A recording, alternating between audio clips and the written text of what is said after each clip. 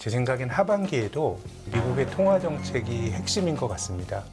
최소한 연준이 한 4분기 초 정도까지는 이제 우리 금리 인상 끝났어 라고 하는 정도의 신호를 시장에 주지는 않을 것 같습니다. 미국의 주가가 올라가는 것은 어떤 미국의 경제, 기술 혁신 이런 것도 있지만 주주들에게 매우 아주 극단적으로 우호적인 이런 자원 배분도 영향을 주는 것 같고요.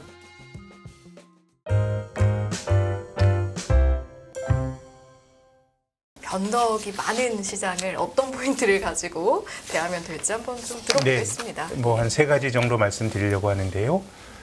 제 생각엔 하반기에도 이제 미국의 통화 정책이 핵심인 것 같습니다. 올해 뭐 상반기에 주가가 꽤 많이 올랐는데 뭐 작년에 많이 떨어진 데 따른 반작용이 있을 테고요. 또 어쨌든 우리가 1월 초부터 이제 미국의 긴축이 얼추 끝나지 않을까라는 기대가 존재했었거든요. 네. 그러니까 이제 한은도 1월 이후로 금리를 안 올리고 있는 건데, 그래서 저는 이제 미국의 통화 정책이 어떻게 될 거냐 먼저 말씀을 드리고, 두 번째는 경기와 관련해서 중국 쪽 말씀을 좀 짧게 드리고, 또 지정학과 관련된 이슈들을 말씀드리려고 하는데요. 먼저 이제 미국의 통화 정책과 관련해서 좀 말씀을 드리면 제 생각은 일단 7월에 미국 연준이 금리를 올릴 거다라고 하는 건 굉장히 다수 의견인 것 같습니다. 근데 저는 7월에 올릴 가능성이 높다고 보는데, 그 다음에 더 올릴지 안 올릴지는 좀 가늠하기 힘들지만 최소한 연준이 한 4분기 초 정도까지는 이제 우리 금리 인상 끝났어 라고 하는 정도의 신호를 시장에 주지는 않을 것 같습니다. 그래서 결론적으로는 연준과 관련된 통화 정책과 관련된 불확실성은 7월에 굉장히 확률이 높을 걸로 예상이 된 금리 인상 이후에도 더 이어질 거다라고 이제 보는데요. 네. 그렇게 생각하는 이유는 일단 인플레이션이 생각보다 좀 잘 안 떨어질 수 있을 것 같다는 생각이 드는데, 네. 1페이지 그림을 보시면 네. 미국의 헤드라인 CPI, 이제 소비자 물가지수 구성하고 있는 모든 그 항목들을 가지고 결정이 되는 헤드라인 CPI는 꽤 가파르게 떨어졌습니다. 이제 5월 기준으로 4%까지 떨어졌죠. 근데 좀 이제 경직적인 항목들, 한번 오르면 잘 안 떨어지는 경직적인 항목들로 형성이 되어 있는 이제 코어 CPI는 이게 지금 5%대거든요. 굉장히 이제 어떻게 보면 이 헤드라인 CPI에서 원자재 가격이나 농산물은 이건 뭐 통제 불가능한 겁니다. 어떤 점에서는 기후라든 데 있는 영향을 받는 거고, 사람들이 결정하는 항목이라고 볼 수 있는 핵심 소비자 물가 지수가 5%대로 꽤 높다. 이것은 이제 많은 분들이 지적을 하는 거고요. 이제 제가 조금 다른 관점에서 말씀드리고 싶은 것은 이제 지금 보시는 이 페이지 그림인데요. 우리가 이제 물가 지수는 전월 대비 변화율로 보거나, 우리에게 더 익숙한 거는 전년 동월 대비 물가가 어떻게 변했냐를 봅니다. 이제 경제 활동은 일종의 뭐 계절성이 있습니다. 뭐 여름에는 사람들이 뭐 휴가 많이 가고 뭐 그런 쪽에 소비가 있기 때문에 전년 동월과 비교하는 건 나름 의미가 있는데, 지금 이 페이지에서 보시는 그림은 제가 뭐 이제 미국의 헤드라인 CPI는 4%, 핵심 소비자 물가 지수는 5%대, 이건 이제 전년 동월비의 비율로 우리가 보는데, 지금 보시는 그림은 그냥 원 지수입니다. 이 소비자 물가 지수의 이 원 지수의 변화율을 가지고 이제 보는 거거든요. 이게 이제 뭐 한 달 사이에 0점 몇 프로냐, 전년 대비 몇 프로냐 이렇게 따지는 그렇습니다. 거구나. 이 그림의 변화율이 예를 들어서 이제 우리가 5월까지 봤는데 제일 오른쪽에 있는 게 5월의 소비자 물가 지수의 원 지수고요. 전월비 변화율은 옆에 있는 막대와 5월간의 어떤 변화율이 전월비 막대고, 그렇죠. 그리고 이게 2022년 5월과 비교한 게 이제 전년 동월비인데, 근데 작년에 미국 물가가 많이 올랐는데요. 매우 흥미로운 것은 1월부터 6월까지 물가가 꽤 가파르게 올라갔습니다.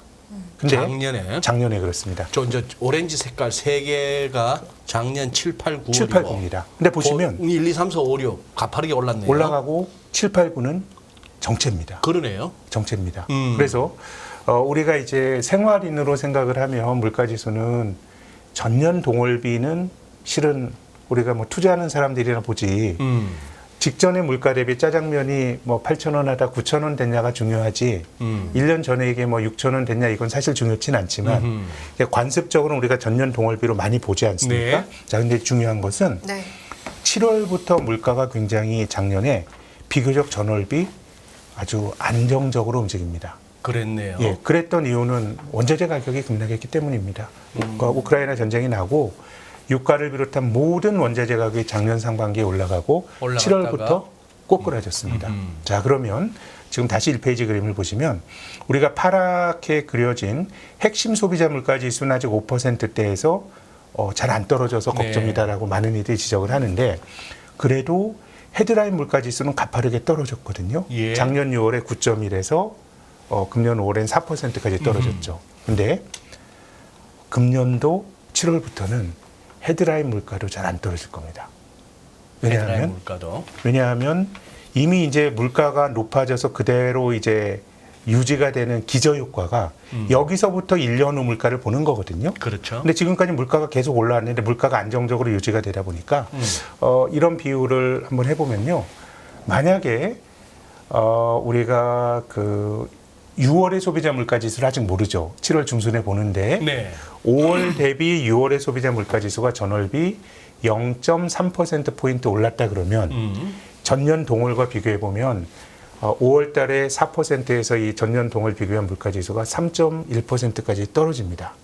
굉장히 6월엔 가파르게 떨어져요. 네. 근데 6월에서 7월 올라갈 때도 다시 0.3%포인트 올라간다고 하면 한 달 사이에 0.3%. 실제로 이렇게 올라갈 확률이 매우 높습니다. 왜냐하면 지금 매우 경직적인 핵심 소비자 물가 지수는 굉장히 고공권이기 때문에 이게 전월비로 보면 0.3 정도 올라갈 수 있거든요. 그래서 전월비 0.3%포인트가 5월에서 6월 갈 때, 6월에서 7월 갈 때 동일하게 변한다 그러면 네. 5월에서 6월 갈 때는 물가가 4에서 3.1로 떨어지는데 전년비가. 예, 7월은 물가가 올라갑니다. 한 3.4 정도까지 올라갑니다. 이건 기저효과 때문에 그래요. 그렇기 때문에 그걸 8월에 가서 확인하겠네요. 8월에 확인하게 됩니다. 이제 그렇게 본다 그러면 적어도 그 7, 8, 9월까지는 물가 지수가 굉장히 안정적으로 움직였고 작년에 물가 지수가 전월비 안정적으로 움직였다고 하는 거는 올해 3분기 볼 때는 작년에 기저가 굉장히 낮다는 얘기거든요. 예. 그럼 전년 동월비는 굉장히 높게 나올 가능성이 높고 그래서 지금 전 세계 중앙은행들의 통화 정책이 약간 각자 도생으로 가는 느낌입니다. 네. 금리를 계속 올리다가 미국은 6월에 금리 인상을 멈췄고 호주 같은 데는 중앙은행이 6월에 금리를 뭐 동결할 거란 예상이 많았는데 올려버리고 네. 오늘 또 호주가 또 7월 통화 정책을 이번에 동결을 했어요. 오늘은 또 동결. 또 캐나다 같은 경우는 1월에 금리 인상하고 이제는 우리는 금리는 동결 모드로 갈 거야라고 하는 신호를 시장에 줬는데 6월에 깜짝 올려버렸거든요. 그랬죠. 이게 기본적으로 물가가 매우 경직적으로 떨어지기 때문이고 이것이 핵심 소비자 물가 지수 영역은 이미 이게 참 떨어지기 어렵다는 걸 우리가 알고 있는데 헤드라인 물가 지수 같은 경우도 제 생각에는 앞으로 몇 달은 굉장히 경직적일 것 같거든요. 이 앞서 말씀드린 이런 기저 효과 예. 때문에. 그러면 각자 도생의 어떤 흐름, 각 나라가 이제 제갈 길 가는 이런 모습도 당분간 유지될까요? 저는 그럴 거라고 보는데 이제 투자자 입장에서는 저는 뭐 이 말씀드리면 너무 심하다라고 뭐 욕하실 분도 계실지 모르겠지만 한국은행의 통화 정책보다 미국 연준의 금리 결정이 훨씬 중요하다고 봅니다. 글로벌 돈과 돈이 연결돼 있고 네. 우리가 뭐 예. 경제 활동을 하는 데는 한국은행의 기준금리 결정이 훨씬 중요하고요.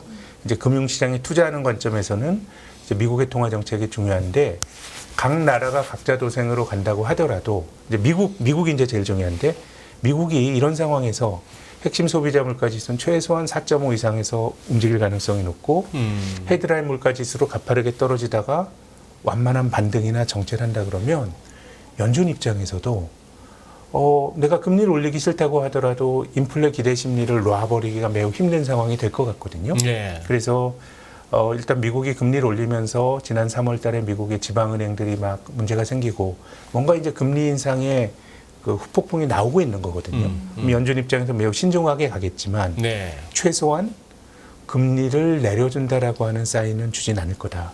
그럼 시장 금리가 그렇게 가파르게 떨어지기는 저는 좀 힘들 것 같고요. 11월, 12월 가게 되면 그거는 또 다른 앵글로 봐야 되고 예. 적어도 한 10월 정도까지는 물가지수 자체가 매우 경직적으로 움직일 거다. 그러면 통화정책도 금융시장 투자자들에게 굉장히 좋은 어떤 그 비둘기파적으로 바뀌기는 좀 힘들 거라고 봅니다. 연준이 어떤 생각을 하나 이런 것과 관련된 불확실성이 저는 올 가을까지는 가지 않을까라는 게 제 견해입니다. 지금 그러면은 센터장님이 말씀하신 저건 통계적으로 저럴 수밖에 없는 그 개연성을 말씀해 주신 거고 네. 또 연준의 파월 의장도 그렇고 어쨌거나 점도표도 그렇고 아직도 한 2번 정도 번, 네. 더 뭐 이런 상황입니다. 네. 그런 상황 하에서 지금 시나리오대로 뭐 7월에 올리고 언제 올리든 간에 2번 더 올린다. 우리 한은은 그냥 여기서 계속 동결 모드로 갈 수 있을까요? 이거는 뭐 이 금리 차가 벌어졌을 때 어떤 일이 벌어질지를 실은 과거에는 별일이 없었지만 지금 굉장히 이례적으로 높은 그 격차가 많이 벌어졌기 때문에 네. 아무도 단언하기는 어렵지만 단언하기는 근데 이제 어려운. 중요한 거는 뭐 한국은 지금 워낙에 이제 민간 부채가 많이 늘어났기 때문에 미국 따라서 금리를 올리기는 좀 굉장히 힘든 여건인 것 같습니다. 그래서 이제 모든 정책이 결국 약간은 트레이드오프의 어떤 효과가 늘 발생하거든요. 지금 우리가 환율이라든가 어쨌든 뭐 미국보다 금리가 낮다는 건 매우 불편한 상황이지만 금리를 올렸을 때 우리 내수가 직면해야 될 부담을 생각을 하면 우리나라 그 한국은행 관계자들의 그 시장과의 소통하는 걸 제가 해석을 해보면 미국이 3번 올리면 진짜 고민스러울 것 같아요. 예. 안 쫓아올리면 안 될 환경인데 적어도 연준이 7월에 올리고 그리고 또 연말까지 한 번 더 올리는 정도까지는 하느니 저는 그냥 버틸 거라고 감내할 버틴다. 거라고 생각합니다. 또 뭐 제 소견으로도 뭐 그렇게 하는 게 본질적으로 저는 옳은 선택이라고 봅니다. 지금 이제 말씀하신 거는 이제 연준의 통화 정책 측면에서는 금리 인하 신호를 갖다가 당장 연내 주기는 어려울 것 같다. 이쪽으로 센터장님 말씀하셨는데 네. 자 이제 시장 측면에서 근데 요즘 들어서 그러한 이슈에 대해서 뉴욕 증시가 별로 겁을 안 낸다는 느낌이 들거든요. 네. 뉴욕은 앞서 말씀드리겠지만 뭔가 이제 기업들 잘 나가는 기업들이 경제적인 자원 배분을 너무 주주들을 위해서 과하게 하는 것 같습니다. 애플이 대표적이고 전 애플의 시가총액이 3조 달러가 된 게 네. 단지 아이폰 잘 팔아서가 아니라고 봅니다. 아이폰 팔아서 번 돈을 주주들에게 우호적으로 계속 그렇게 공격적으로 배치를 하니까 굉장히 이제 주가가 많이 올랐다고 보는데요. 그래서 저는 미국은 실물 경제가 어쨌든 글로벌 밸류 체인이 막 바뀌면서 네. 미국 쪽으로 유리하게 재편이 되면서 판이 바뀌는 게 미국에 유리한 측면이 있는 것 같고요. 우리가 얼마 전까지 미국의 나스닥의 파항 중에서 빵. 뭐 지금 제대로 회복한 거는 애플이 당연히 그렇고요. 사상체육과 쳤으니까 또 사상체육에 근접하고 있는 마이크로소프트가 있는데 이 두 회사가 뭐 마이크로소프트는 AI 이런 것도 있겠지만은 어떤 자사주 매입이나 이런 것들을 제가 볼 때는 야, 참 너무 과하다 이런 생각이 드는데 뭐 주주들에겐 너무너무 그 훌륭한 그 자원 배분 정책을 쓰기 때문에 뭐 그런 힘이 경기와 무관한 거라고 봅니다. 회사의 정책이고 회사가 돈 벌면 자사주 산다라고 하는 게 회사의 정책이라서 저는 이것이 너무 그 금융시장과 실물 경제의 어떤 그 괴리를 부르고 그래서 이런 현상이 좀 바람직한 거냐에 대해서는 전 당위적으로 보면 야, 미국 자본주의가 문제가 있다고 생각을 하는데 이런 가치 판단을 떠나서 그 어떤 사실관계 자체는 굉장히 주주들에게 좀 훌륭한 정책을 쓰고 있어서요. 그건 제가 뒤에서 애플 편에서 좀 말씀을 드리겠습니다. 네, 예. 이따가 애플을 한 번 더 달아주시겠는데, 우리 채널 채팅창에 우리 시청자분들 하시는 말씀. 양희신님, 애플 시총이 프랑스 GDP보다 크고, 네. 장정배님도 애플 시총이 GDP 8위 나라 시총이라는데 어찌 이해하는가? 이게 지금 3조 달러를 넘었다, 애플의 시총이. 네. 우리 지금 무슨 3조 원도 아니고 3조 달러예요. 네. 우리나라 GDP 해봐야 이거 뭐 한 2조 달러 조금 넘겠죠. 2조 달러 예. 조금 넘죠. 예. 2조 달러가 이제 환율이 1,300원 돼서 2조 달러가 안 되겠네요. 작년에 명목 GDP가 2,100조 원이니까요. 2조 달러가 지금 좀 안 환율 되고. 같으면 2조 달러 안 될 수가 있네. 안 되고 우리나라 코스피와 코스닥의 시가총액을 다 더해도 1조 8천억 달러니까 근데 이게 애플이 많이 올라가서 우리가 그런데 얼마 전까지만 해도 예. 1조 달러 기업도 없었어요. 코로나 이전에는. 코로나 이전에는 네, 그래서 뭐 마이크로소프트가 1조 달러 클럽에 가입했네 이런 얘기를 하고 했었는데 뭐 그야말로 뭐 약진입니다. 예. 황의 약진에서 뭐 다 떨어져 나오고 이제 지금 최종적인 다시 리바운드하면서 신고가를 치는 거는 애플과 마이크로소프트가 어떻게 보면 이번 그 소위 4차 산업혁명 혹은 과도한 주주환원으로 이 특징 지어지는 강세장의 최종 승자가 되고 있는 것 같습니다. 예. 그 원동력이 무엇인지 또 준비를 하셨다고 네. 하니까 잠시 후에 한번 들어보도록 하고, 지금 저희가 하반기 증시익는 포인트 3가지 중에서 한 가지를 본 거예요. 네. 두 번째가 중국 경기였나요? 경기인데요. 저는 중국의 제조업 PMI가 금주 초에 어저께 발표가 됐죠. 나왔죠. 네, 그냥 뭐 이제 좀 플랫한데요. 저는 중국 경제는 구조적으로 아무튼 뭐 부동산 경기 부양을 안 하면 힘들다고 봅니다. 예, 근데 부동산 경기 부양을 했을 때의 장기적인 후유증이나 부작용을 이 사람들이 생각하고 있기 때문에 네. 궁극적으로 부동산 규제 완화 이런 것들을 세게는 안 할 거라고 보는데, 그럼에도 불구하고 우리가 상반기에 리오프닝 하면 그래도 기저효과 때문에라도 좋아질 거라는 기대가 있었는데, 예. 근데 그 기대는 사실 굉장히 중국 경제 상반기는 실망스러웠는데, 네. 지금 그래도 6월 달에 대출 금리를 낮추고 뭐 이렇게 하게 되면 저는 부동산 경기 부양이 없다고 하더라도 한두 분기 정도는 중국이 좀 그 반등을 하는 모습이 나올 확률이 되게 높다고 생각을 합니다. 그것이 이제 뭐 우리나라 대중 수출이 부진합니다만은 그래도 나빠지는 폭은 좀 둔화가 되고 있고요. 그래서 뭐 여기서 뭐 길게 말씀드릴 건 아닌데, 우리가 이제 주식을 사고 팔 때 결국은 유동성과 펀더멘탈의 어떤 조합을 가지고 주가가 오르긴 하고 떨어지긴 네. 하는데, 유동성은 미국의 통화 정책이 저는 가장 핵심적인 변수라고 보는데, 거기에 대해서는 뭐 아주 호재는 아닐 것 같다라는 말씀을 앞서 드린 거고요. 중국 경기와 관련해서는 그래도 상반기보다는 조금 매크로 변수들은 나아지는 흐름 아닐까. 전반적인 경기의 흐름은 정말 올해는 상저하고가 될 확률이 좀 높은 것 같고, 제가 말씀을 안 드렸습니다만은 한국의 매크로는 뭐 내수야 뭐 사이클과 상관없이 부진하고요. 결국은 이제 수출이 중요한데, 네. 그 지역적으로는 중국, 품목으로는 반도체. 사실 반도체는 또 중국과도 또 많이 겹치니까 다 걸리는데, 뭐 이번 주 금요일 날 삼성전자 실적 발표됩니다만은 반도체는 좀 좋아질 가능성이 높고, 중국도 오히려 상반기에 기대를 가졌던 것보다 상반기가 안 좋았기 때문에 또 중국은 또 상반기 대비 하반기의 기저가 상당히 낮은 상황이거든요. 그렇게 네. 된다 그러면 어쨌든 뭐 짧은 폭이긴 합니다만은 6월에 제조업 PMI가 5월보다 좀 개선이 됐거든요. 저는 중국 경기는 조금 개선되지 않을까라는 기대를 갖고 있습니다. 뭐 기업 실적이나 이런 것들, 소위 펀더멘탈 변수는 상반기보다 하반기가 조금 뭐 더 나아질 여지가 있다는 말씀을 좀 드리고 싶습니다. 네.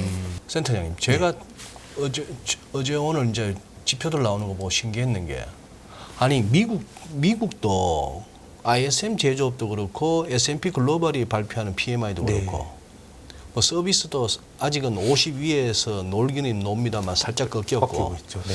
이 제조업은 꽤 많이 50 꺾였죠. 아래에서 네. 계속 흘러내리고 있단 말입니다. 네, 네. 아니 지금 미국의 스탠스가 그거 아닌가요? 뭐 차를 만들든 전기차를 만들든 배터리를 만들든 무슨 뭐 좀 뭡니까 태양광을 하든 반도체를 하든 간에 좌우지간 미국에 와서 만들어라 이거 아닙니까? 네, 네. 근데 이 그렇죠. 와중에 왜 제조 PMI가 그렇게 낮아요? 제 생각에는 PMI도 네. 이게 어떻게 보면 기저효과가 있는 겁니다. 기저효과. 특정 시점 대비 좋아질지 나빠질지 이제 물어보는 거니까. 네. 미국은 전체적으로 경기가 굉장히 이제 높았기 때문에 뭐 제 생각엔 그런 요인들이 앞으로 더 좋아질 거냐 나빠질 거냐라고 보면 조금 이제 둔화가 될 수 있다라고 하는 그런 어떤 것들이 PMI의 하락으로 나타나고 있는 것 같고요. 그래서 미국은 지표들이 많이 좀 뒤섞여 있다고 봐야 될 것 같습니다. 제조업 지표는 말씀하신 것처럼 꽤 많이 떨어졌는데 고용은 뭐 전혀 문제가 없고 예. 또 서비스업도 뭐 꺾이고는 있지만 기본적으로 괜찮고. 예. 근데 이제 제가 아까 말씀드린 것처럼 예전에는 이제 그 PMI가 결국 이제 GDP의 선행 지표입니다. 예. 이제 우리가 투자자들은 앞으로의 경제 지표를 알고 싶은데 공식적으로 발표되는 경제 지표는 옛날 걸 발표하거든요. 한 달 전이나 두 달 전. 예. 그러니까 경기에 가장 민감한 기업들에게 설문조사를 해서 미래를 물어보는 거죠. 그렇기 때문에 PMI는 어떻게 보면 GDP를 예측하기 위한 선행지표인 건데 근데 이제 과거에는 그 S&P 500과 PMI 설명이 되게 컸는데 이게 괴리가 나타나게 된 게 아까 말씀드린 것처럼 이게 기업들의 자원 배분 정책이 주주들에게 이건 뭐 경기나 이런 것과는 상관없이 우리가 보면 정말 이래도 되나 싶을 정도로 가고 있기 때문에 어떻게 보면 과도한 주주 환원이 주는 경기와 주가의 괴리도 전 상당히 있다고 봅니다. 지금 미국 얘기죠. 미국 얘기입니다. 예, 그렇게 우리나라에서는 뭐 주주 환원이라는 케이스를 그러니까 어떻게 보면 최근에 이제 이자율이 높아지고 네. 또 M&A라든가 이런 것들 열심히 했던 우리 대기업들이 최근에 증자를 하잖아요. 유상증자. 유상증자가 저는 장기적으로 그게 나쁘다고 말할 수는 없습니다. 네. 네. 뭐 사실 금융시장이 그러라고 있는 거거든요. 네. 기업에게 양질의 직접 투자 자금을 공급해 주라고 있는 거지만 그래도 기존 주주 입장에서는 약간은 날벼락이죠. 왜 갑자기 돈을 더 내라 그래.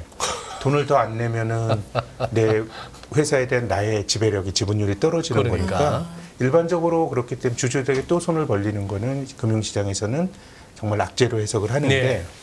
그러니까 이 모델이 이런 거예요. 주주들에게 계속 돈을 받아들이면서 자본을 키우는 한국, 중국, 일본식의 자본주의가 있고 있는 돈을 주주들에게 돌려주면서 자기 자본을 줄이면서 자본 효율성 유지하는 미국식의 자본주의가 저는 있다고 생각하는데요. 그래서 저는 이제 미국의 자본주의에 대해서도 이런 비판을 할 수 있다고 봅니다. 그럼 왜 주식시장은 왜 존재하냐? 주식시장이라고 하는 것은 직접 금융이라고 하는 거는 양질의 돈을 기업으로 들어가는 일종의 매개차가 주식시장인 거거든요. 네. 이게 이제 발행시장에서 기업에게 주주들이 돈을 몰아주고 본질적으로 그 다음에 주가가 변동하는 건 기업과 상관이 없죠. 기업으로 들어가는 돈이 아니에요. 물론 주가가 올라가게 되면 나중에 증자를 할 때 유리한 조건으로 돈을 받아들일 수 네, 있지만 네. 애초에 출발은 기업에게 자금을 조달하고 그 증서로 주식을 사가지고 서로 거래를 하는 거거든요. 네. 그럼 미국의 자본주의는 기업에게 금융시장이 돈을 공급하는 장이 아니라 기업의 돈을 오히려 빨아먹는 블랙홀입니다. 돈의 방향이 전혀 다른 거예요. 그러면은 정말 그럼 주식시장이 정말 본질적으로 주주들이 돈 버는 거 말고 국민 경제에 기여하는 바가 뭐지? 라고 생각을 해보면 미국은 좀 이제 고민이 있는데 이제 오늘은 이런 어떤 당위적인 가치 판단은 이제 뭐 하지 말고요. 이게 주주들에게 유리한가 유리하지 않는가라는 말씀을 드리면 훨씬 제 생각에 굉장히 주주들에게 유리한 환경입니다. 제가 미국 주식 돌아가는 게. 빨리 애플을 말씀드리고 싶어서 지정학을 금방 끝내겠습니다. 예, 예. 네. 저는 지정학과 관련해서는 뭐 경제적으로 미국이 중국을 견제하고 뭐 이런 것도 우리가 뭐 어떤 경로로 갈지 아주 작은 파도를 예상하기는 어렵지만 뭐 큰 흐름은 변화가 없을 것 같고 정말로 지정학 어떤 이 대만과 관련해서 어쨌든 뭐 이제 우리가 한 2년 전 정도만 하더라도 냉전이 아니라 열전 서로가 막 부딪힐 수 있는 포인트를 우크라이나와 대만 해협으로 봤는데 우크라이나는 진짜 전쟁이 나버렸고요. 우리가 대만은 뭐 이제 전쟁이 날 거라고 말하기는 어렵지만 굉장히 이제 뭐 그건 알 수가 없는 거죠. 다만 이제 전쟁이라는 것도 의도된 결과라기보다 생각지도 않은 일이 이제 트리거가 되는 경우들이 있어서 그런 점에서 보면 내년 1월 대만 총통선거가 굉장히 중요할 것 같은데요. 왜 그러냐 하면 지금 중국의 집권당은 민진당입니다. 네. 24년인 거죠? 네? 네, 맞습니다. 예, 예. 오타네요. 내년 1월입니다. 우리 승희 씨도 이제 나이 들어가는구나. 오자 탈자가 보이는구나. 예리하십니다. 그런가 봐요. 네. 예, 민진당이 지금 집권당입니다. 지금 현재 총통이 민진당의 차이잉원이라는 여성 네네. 두 번 했어요. 그리고 이제 국민당이 야당입니다. 제일 야당이고 또 최근에는 이제 그 민진당과 국민당 말고 이제 제3당이 막 약진을 하는데 지금 총통 후보 내년 1월에 있는 총통 후보 여론조사를 보면 제3당이 1등입니다. 오. 그렇지만 이게 지속이 될 거다라고 보는 사람은 거의 없는 것 같아요. 우리나라 선거에서도 소위 뭐 제3세력 뭐 이런 것들이 나왔지만 결국 선택은 기존의 양당을 했던 것처럼 그래서 결과적으로는 이제 민진당과 국민당이 그 총통을 차지할 거다라고 하는 이제 의견이 있는데요. 근데 이 국민당은 우리가 아는 장개석의 정당입니다. 중국 본토에서 이 그 마오쩌둥에게 쫓겨온 장개석의 정당입니다. 그렇기 때문에 본토에 대한 어떤 그 유대 관계 이런 게 굉장히 강하고요. 그래서 이 국민당 사람들도 본토 수복 이런 것들도 이 그 대만으로 온 소위 말한 그 이주했던 본토에서 온 올드보이들은 우리가 힘으로 중국 대륙을 수복해야 돼 막 이런 정도 생각을 가지고 있었고 또 최근 들어서는 이제 중국과의 관계도 네, 좀 친화적인 속성이 있습니다. 예. 본토와. 예. 근데 이제 민진당은 어떻게 보면 좀 이제 신생 정당이라고 해야 될까요? 왜냐하면 이 국민당이 1949년도에 공산당에 쫓겨서 대만으로 온 이후엔 국민당이 장기 집권했죠. 장개석과 장개석 아들까지. 96년도에 이제 민진당이 처음 집권을 했는데 민진당은요, 제가 이 자료에 내성인, 외성인 이렇게 해놨는데 대만 입장에서 보면 내성인은 대만의 원주민입니다. 네. 원래 그 섬에 살았던 사람들. 예. 네. 외성인은 본토에서 온 사람들입니다. 국민당 사람들이 많겠네. 국민당의 기반은 외성인이고요. 그렇겠죠. 민진당의 기반은 내성인입니다. 아, 그래요. 그렇기 때문에 이들은 뭐 이제 같은 대만인으로 수십 년 살았지만 이 사람들의 정체성은 민진당은 굳이 중국 본토와 뭘 해야 되겠다는 생각보다는 우리는 우리대로 약간은 좀 살면 이제 된다 이거죠. 독립된 그 개체다라고 하는 인식이 강하고요. 네. 그래서 뭐 이제 중국에서는 분리 독립이라는 얘기를 그 대만 사람들로 하는 게 굉장히 조심스럽습니다. 뭐 이제 특히 이제 그것이 이제 중국의 공산당을 자극하는 거기도 네. 하니까요. 그렇지만 사실상으로는 약간 좀 분리 독립계 우리 길을 간다라고 하는 성격을 갖고 있는 그게 겁니다. 민진당이고. 네, 그래서 이제 오른쪽에 비정성시라고 하는 게 우리 저 양조위가 나왔던 저 비전성시 그 허샤오엔 감독의 이게 저겁니다. 1949년도에 국민당이 대만에 가가지고 네. 이 그 내성인들 사를 학살했던 얘기입니다. 학살했던 그 거. 내용이에요. 그 내용의 얘기인데요. 그렇기 때문에 지금 이제 중국 입장에서는 내년 총통 선거를 굉장히 관심 있게 기다릴 것 같습니다. 내심 국민당아 되라. 국민당아 이겨라. 그렇기 때문에 저는 이것도 뭐 장기적으로 보면 이것이 뭐 그 어떤 옳다 그르다 같이 판단을 말씀드리는 건 아니고 만약에 국민당이 이기게 되면 굉장히 그 양안 간의 갈등은 되게 완화가 될 가능성이 매우 높습니다. 그리고 민진당이 되게 되면 네. 지금의 어떤 갈등의 기조, 굉장히 이제 미국 쪽으로 선회하면서 가졌던 기조는 계속될 가능성이 있기 때문에 네. 뭐 일단 내년 1월 총통 선거의 결과가 중요하고 또 중국 입장에서는 선거에 영향을 주고자 하는 여러 가지 그 어떤 시도를 뭐 우리가 그 상상을 할 수도 있다고 있을 봅니다. 수도 있겠죠. 그래서 지금 이제 제3당인 민중당 그 후보의 지지율이 높아진 거는 일종의 피로거든요. 아유, 친중도 반중도 다 싫다 그런 건데 결과적으로 대만 사람들이 이 제3세력을 선택할 확률은 매우 낮다는 게 일반적인 평가고 둘 중에 하나를 선택하게 될 텐데요. 중국이 예컨대 1월 그 대만 총통 선거를 앞두고 양안의 긴장 고조 같은 거 할 수도 있다고 봅니다. 협박하는 거죠. 민진당을 찍었을 때 너네 이런 긴장에서 살 수 있어? 이런 협박을 할 수도 있기 때문에 뭐 이건 예. 뭐 저도 뭐 여기에 대해서 잘 알지 못하지만 네. 그래도 요즘 지정학적인 요인들이 주가에 영향을 많이 주고 있기 때문에 정말 물리적인 대만 해협의 갈등과 관련해서는 대만 총통 선거도 우리가 좀 눈여겨 보실 필요가 있다는 말씀 근데 드리고 당장 싶고요. 나온 수치만 보면은 사실은 네. 이제 큰 차이는 아닌 것 같아서 지금 네. 현상적인 측면보다는 지금은 이런 추세인데 네. 그때 선거가 다가왔을 때 여러 가지 상황이 벌어질 수 있고 그럼요. 거기에 따른 결과가 생각보다 큰 외교적 관계에 영향을 끼칠 수 있으니 네. 여기에 대해서 좀 염두에 두고 약간의 시나리오는 좀 네, 제 생각에 대비해보자. 경제적으로의 어떤 미중 갈등은 뭐 우리가 봐왔던 페이스대로 가지 않을까 싶고요. 예. 이것이 우리가 우크라이나 전쟁도 실은 뭐 그 여론조사나 이런 걸 보면 대만 해협과 우크라이나가 위험해요라는 것들은 우리가 했지만 막상 전쟁이 났던 건 우리가 꼭 그렇다는 건 생각을 못했거든요. 뭐 그렇기 때문에 예. 한번 그런 관점에서 한번 대만에 대해서도 우리가 좋습니다. 한번 좀 촉을 세울 필요가 있다는 말씀을 예. 드린 거고요. 또 비슷한 맥락에서 이거는 또 뭐 다른 측면의 얘기인데 대만 해협의 긴장이 벌어졌을 때 이것이 정말 물리적인 충돌이 아니더라도 우리가 물리적인 충돌을 걱정을 하는 그런 단계로 가는 것들 판단할 수 있는 하나의 잣대가 이 미국이 중동에서 전쟁을 하거나 이럴 때는 미국의 그 항모 강습단이라는 걸 보낸답니다. 이제 미국이 어떻게 보면 전 세계 보안관이고 이 정도의 해군력을 가지고 있는 나라는 미국밖에 없는데 이건 뭐 저의 주장이 아니고 저널리스트 하시다가 국방부 대변인을 했던 군사 전문가의 글에 따르면 항모 강습단 4개가 가면 9개 중에 이건 미국이 굉장히 무력 충돌을 염두에 두고 있다는 신호로 봐도 된다라는 게 이분의 조언이니 네. 우리가 대만 해협이나 이런 대만 선거나 이런 것들을 보면서 막 중국이 막 협박을 해. 근데 미국의 항모 강습단 몇 개가 막 온다는 뉴스가 있게 되면 4개 이상이 조금 더 아닐 우리가 때. 하나의 지정학적 긴장을 좀 가늠하는 어떤 잣대로 삼으면 어떨까 싶어서 말씀을 드리고요. 예.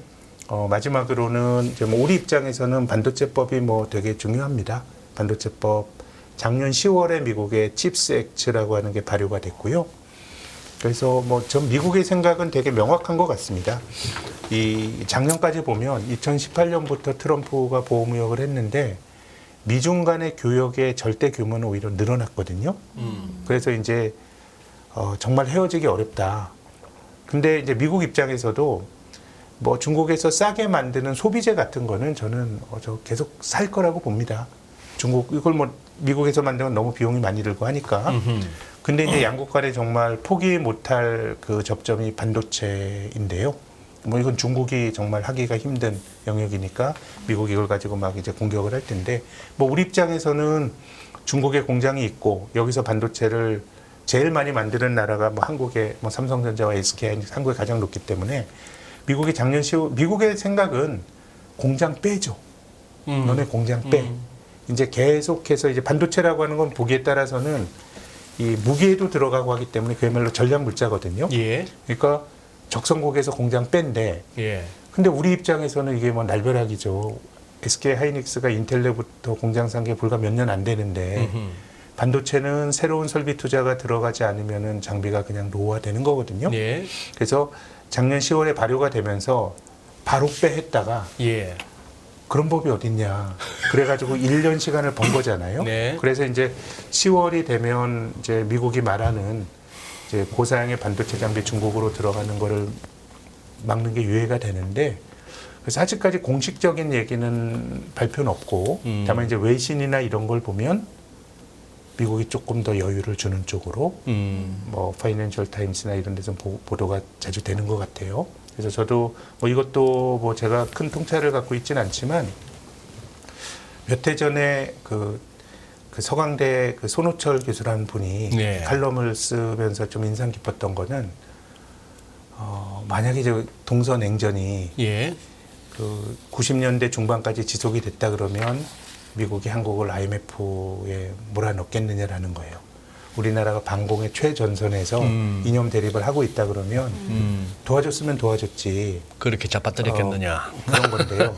근데 뭐 지금 뭐 지정학 보면 뭐 일본은 많은 뭐 페이버를 그냥 받는 거 아닙니까? 2차 전지나 그렇죠. 뭐 이런 거 보면. 네. 그래서 그렇게 본다 그러면 이제 우리가 어쨌든 뭐 여러 가지 뭐 선택들을 하고 있는데 조금 미국으로부터의 좀 경제적인 양보는 얻어내야 된다고 보는데 어쨌든 뭐 지금까지 나오는 이야기들을 보면 아주 당장 우리를 중국의 반도체 공장 돌리는 거에 대해서 미국이 당장 뭐 그렇게 막 압박을 아주 강하게 하는 것 같지 않아서 좀 다행스러운 일이지만 이것도 역시 확정된 사실은 아니기 때문에 특히 이제 10월 가기 전에 좀 눈여겨볼 필요가 있지 않을까라는 생각입니다. 저기 오른쪽에 ASML하고 도쿄 일렉션은 무슨 내용입니까? 이 ASML과 도쿄 일렉트론은 이제 고사양 반도체 장비, 특히 ASML 같은 경우는 굉장히 고사양의 장비를 만드는 회사인데 이게 뭐 전 세계에서 뭐 아주 독보적인 기업입니다. 예. 근데 이제 미국이 이런 데서 만드는 장비를 중국에 넣지 마라고 하는 건데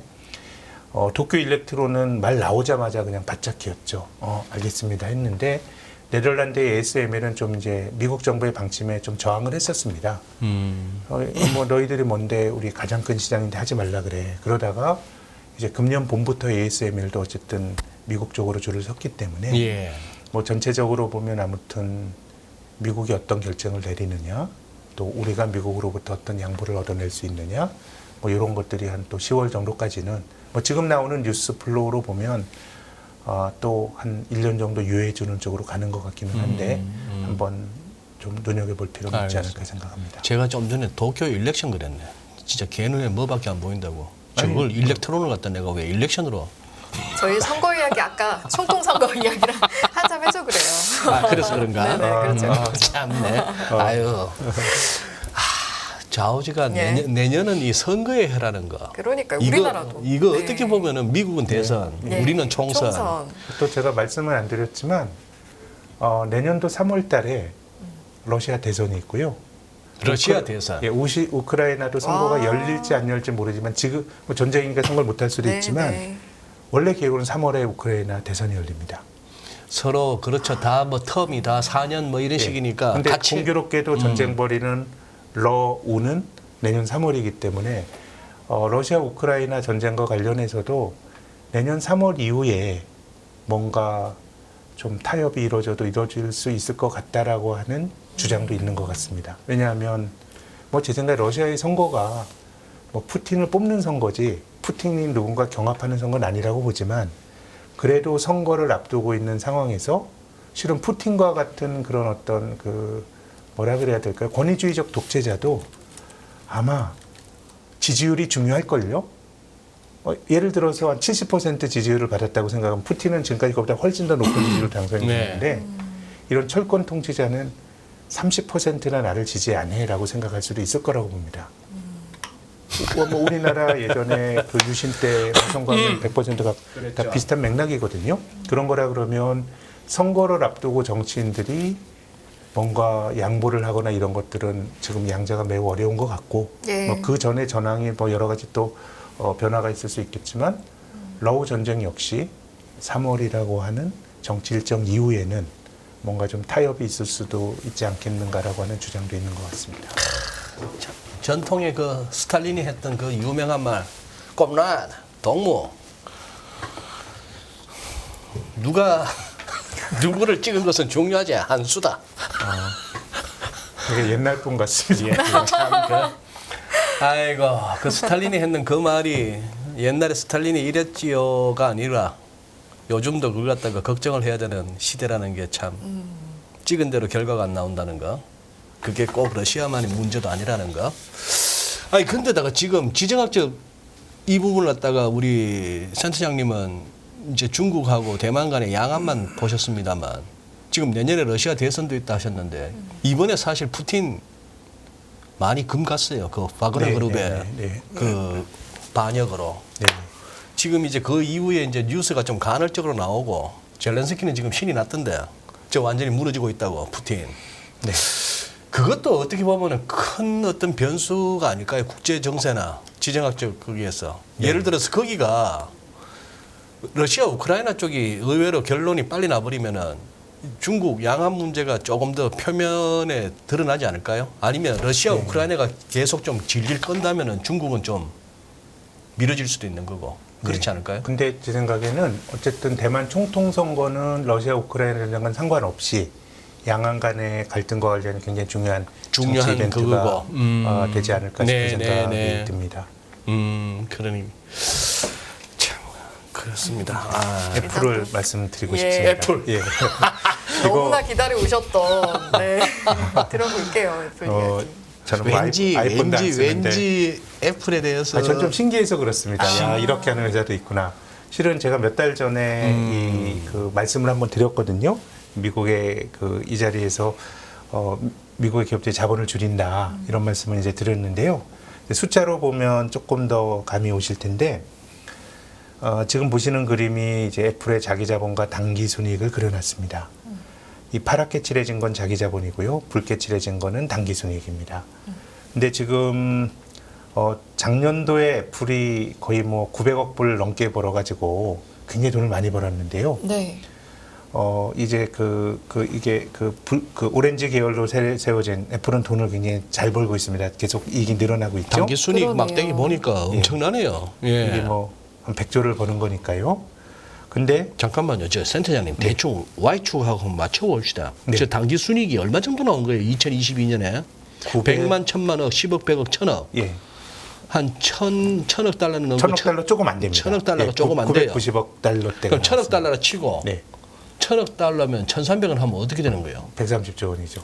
130조 원 예. 순이익이. 네. 와, 1년 동안에. 네.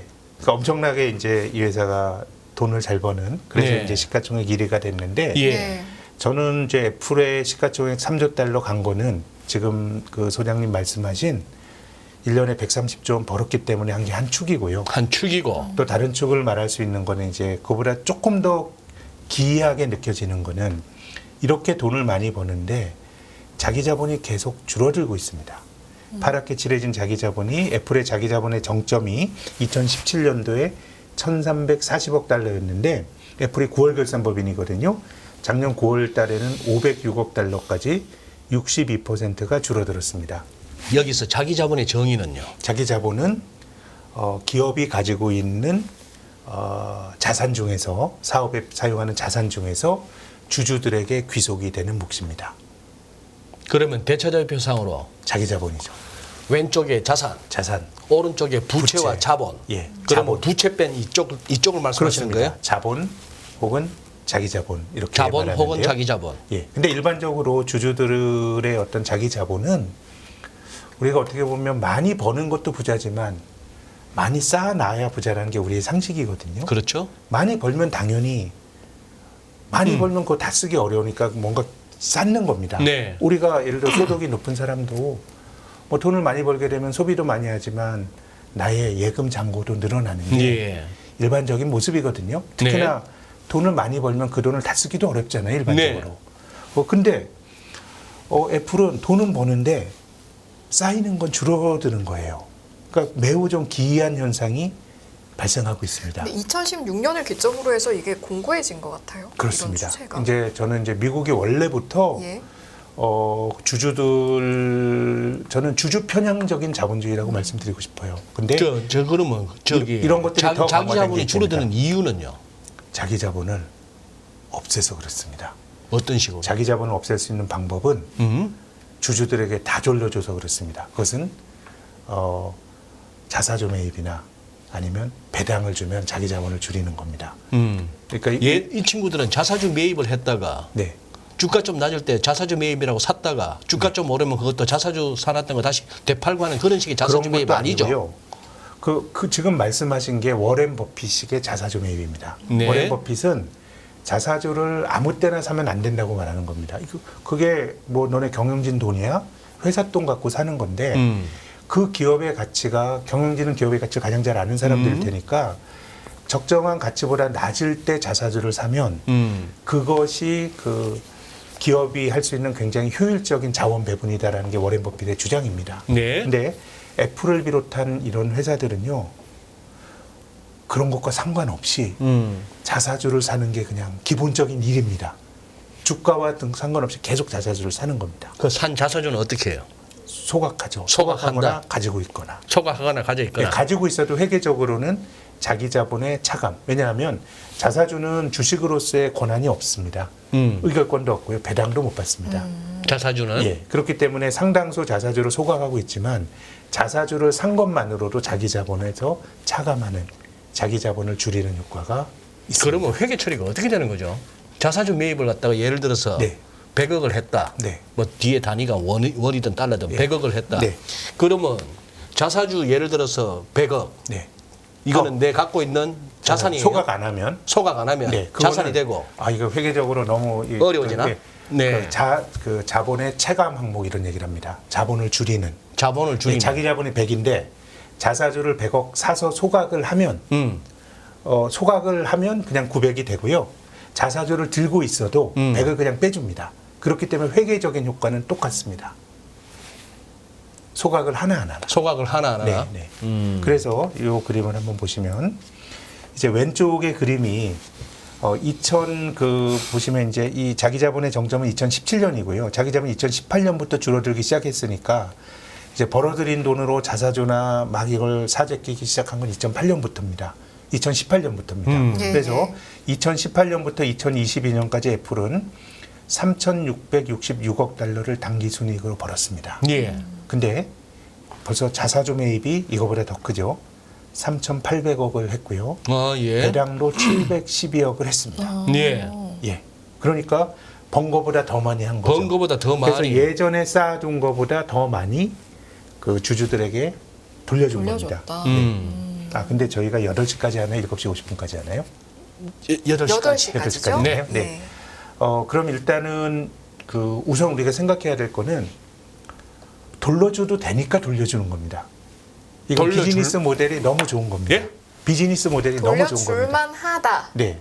받아들이면 되는 겁니다. 그렇죠. 왜냐하면 자기 자본을 왜 쌓아둡니까? 왜 쌓아둡니까? 자기 자본을 쌓아두는 동기는 첫 번째는 대규모로 설비 투자가 필요한 비즈니스는 돈을 쌓아서 왕창 투자를 해야 됩니다. 반도체 산업이 그렇고요. 또 두 번째는 예비적인 동기로 혹시 무슨 일이 일어날지 모르니까 네. 돈을 가지고 있어야 된다고 생각하는데 네. 그래서 애플과 같은 기업은 두 가지 그 자기 자본을 쌓아야 될 동인이 별로 없는 것이 설비 투자를 안 합니다. 설비 투자가 아니잖아요. 애플은 제조업이 아니고 어떻게 보면 뭐라고 말해야 될까요? 아이디어를 가지고 기획을 하는 기업이고 생산은 다 팍스콘이라는 데서 그 아웃소싱을 줘서 하지 예, 않습니까? 예. 그래서 뭐 한국의 그 LCD 업체가 뭐 만들고 뭐 팍스콘도 만들고 하는데 아이폰 한 대의 부가가치의 80% 이상은 애플이 아이디어 몫으로 가져가는데 그 설비 투자도 필요 없는 굉장히 그런 비즈니스를 하는 거고요. 두 번째는 아까 말씀드린 것처럼 1년에 100조 원씩 벌어요. 그러니까 돈이 계속 들어오니까 네. 굳이 유보를 하지 않더라도 캐시플로우가 굉장히 안정적인 회사인 겁니다. 예. 그러니까 주주들에게 돌려주는 거는 굳이 쌓아두지 않아도 되는 비즈니스 모델을 가지고 있기 때문에 이 자체는 이들은 이런 걸 아무나 따라 못하는 거죠. 이런 좋은 비즈니스 모델을 가진 회사만 할 수 있는 겁니다. 애플이니까 가능하네요. 네. 그러면 앞서서 제가 자기 자본을 줄인다라고 말씀드렸는데요. 네. 그러면은 자본을 없애는 거니까 발행 주식 수도 줄어들겠네요. 네. 그래서 이제 중간 그림을 보시면 애플이 지난 그 자기 자본을 줄였던 2018년부터 2022년까지 당기 순이익 증가율은 108%입니다. 네. 5년 동안 이익이 2배 늘어났습니다. 근데 EPS 주당 순이익 증가율은 167%입니다. 왜 그러냐면 이건 뭐 너무도 당연한 거겠죠. EPS라고 하는 건 당기 순이익에서 발행 주식 수를 나누어서 결국 우리가 뭐 애플의 주가가 얼마다라고 하는 것은 결국은 주당 하나의 주식 하나에 부여가 되는 단가고 그러니까 이걸 당기 순이익과 비교한 게 이 일종의 EPS가 되는 네. 거죠. 근데 주식 수를 줄이니까 자본율이 높아지는 겁니다. 그러네요. 그러니까 어떻게 보면 당기 순이익이 늘어난 것보다 주당 가치는 그거보다 훨씬 더 개선되는 효과가 있는 겁니다. 그래서 이제 밸류에이션도 한번 보시면 오른쪽에 이제 PER은 30배, 32.7배인데요. 어제 기준으로 이것만 봐도 좀 비싸지만 우리가 PER 32배짜리 주식을 못 본 건 아닙니다. 비싼 주식들이 뭐 그렇게 하는데 조금 뭐 이례적인 거는 PBR이 48배라고 하는 거는 이건 좀 낯선 숫자입니다. PBR이 한국 시장의 PBR이 우리도 뭐 0.8 가면 사고 1 가면 0.9 팔아라 배. 이거고 삼성전자는 한 1배 정도 참네. 되거든요. 48배. 근데 이게 PBR이 낮을 수밖에 없죠. PBR이라고 하는 거는 주식의 시가총액을 자기 자본으로 나눈 건데 자기 자본을 줄이니까 분모가 작아지니까 PBR은 당연히 높아지는 거예요. 그래서 이런 기업들은 우리가 전통적인 제조업의 잣대로 자기 자본과 주가를 비교한 PBR을 보는 거는 우리가 자기 자본을 계속 늘려간다는 전제로 이것이 뭐 일보다 높네 남네 저평가네 고평가네 하는데 이들은 PBR을 곡간을 이렇게 축적할 의사가 없어요. 그렇기 때문에 PBR로 좀 설명이 안 되고 그리고 자기 자본을 줄이니까 ROE라고 하는 궁극적으로 주주들에게 귀속이 된 자기 자본을 가지고 창출할 수 있는 어떤 자본의 효율을 보여주는 자기 자본 이익률 ROE는 당기 순이익을 자기 자본으로 나눈 거거든요. 예. 근데 분모를 이렇게 줄이니까 예. ROE가 175%예요. 예. 그러니까 지금 애플이 우리가 그 아이폰을 잘 팔아서 이익이 늘어나서 이런 건 확대 균형입니다. 확대. 뭔가 돈을 벌면서 확대가 이익이 늘어나고 하는 건데 결국 주식이라고 하는 거는 궁극적인 자본 효율성이 중요하거든요. 네. 이거는 오히려 자본을 줄임으로써 그 효율을 분모를 줄임으로써 극강의 지표를 만드는 거거든요. 그렇기 때문에 지금 미국 주가 올라가는 거를 순환적인 사이클 이런 거보다는 이런 어떤 주주 환원이나 이런 게 저는 애플의 주가 상승의 상당 부분은 이런 논리로 설명을 할 수 있다고 생각합니다. 네. 그래서 이 책을 보시는 이 방송 보시는 분들도 예. 현금의 재발견이라고 한 책이 있습니다. 현금의 예, 재발견. 이 책은 결국 이제 주식이 되기 위해서는 돈을 잘 버는 것도 중요하지만 그 버는 돈을 결국 경영자들이 잘 경제적 자원을 배치해야 된다. 워렌 버핏 같은 사람은 버크셔에서는 한 번도 배당을 안 했습니다. 그럼에도 주주들이 뭐라고 안 하거든요. 내가 투자해서 ROE가 높은데 투자를 해서 자본율성 높게 투자할 수 있는 데가 있으면 배당 안 해도 상관없어요.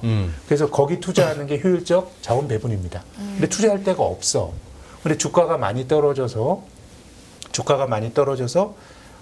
경영진이 생각하는 적정 가치보다 낮을 때는 자사주를 사는 게 효율적 배분이고요.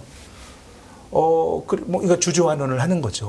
효율적인 배분인 것이고. 그렇게 보면 저는 이런 식의 자기 자본을 줄이는 게 이게 얼마나 참 어쨌든 우리에겐 낯선 모습인데 그래도 애플은 양반인 게 애플은 그래도 자기 자본이 한 500억 달러 있는데 스타벅스 이런 데는 아예 자기 자본이 없습니다.